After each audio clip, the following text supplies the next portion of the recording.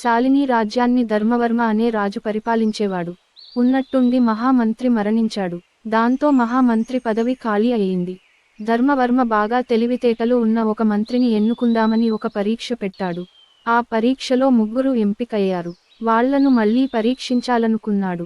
ధర్మవర్మ మరొక పరీక్ష పెట్టాడు. ఆ పరీక్ష ఏంటంటే ఒక పెద్ద బండరాయిని ఎత్తడం.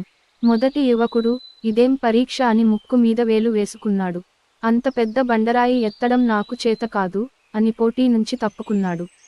రెండవ యువకుడు అక్కడి వరకు వెళ్లి ఆ బండరాయిని ఎత్తబోయాడు. కానీ అది లేవలేదు. అందరూ నవ్వారు. ఆ అవమానం భరించలేక అతడు వెనుతిరిగాడు. మూడవ యువకుడు ధైర్యంగా అక్కడకు వెళ్ళాడు. ఆ బండరాయిని ఎత్తాడు. కానీ అది లేవలేదు. వెంటనే అతనికి గురువుగారి మాటలు జ్ఞాపకం వచ్చాయి. దేనికైనా తొందరపడకూడదు, కాస్త నిదానంగా ప్రయత్నించాలి అన్న గురువుగారి మాటలు అతని చెవుల్లో గంగురుమంటున్నాయి. వెంటనే ఆ యువకుడు ఆ రాయిని మళ్లీ ఎత్తబోయాడు.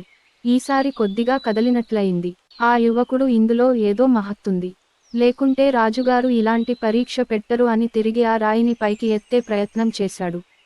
ఈసారి ఆ రాయి కొంత పైకి లేచింది. బరువు తగ్గినట్లయింది. కొద్దిసేపు ఆగి ఆ రాయిని మళ్లీ పైకి ఎత్తాడు.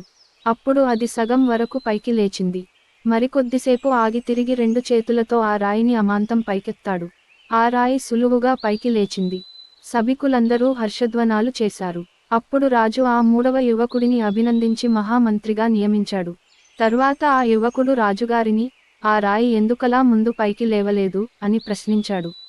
ఇది ముందుగా చాలా బరువు ఉంటుంది. అయితే చేతులతో ముట్టుకున్న కొద్దీ బరువు తగ్గిపోతుంది. దీనిని ప్రత్యేకంగా నిపుణులతో తయారు చేయించాను. నువ్వు ఓర్పుతో ఈ పరీక్షను గెలిచావు. మంత్రిగా ఉండేవారికి ఆలోచన, నేర్పు, ఓర్పు ఉండాలి. అందుకే నిన్ను నియమించాను అన్నాడు రాజు. ఆ యువకుడు తన గురువుగారికి మనసులోనే నమస్కరించాడు.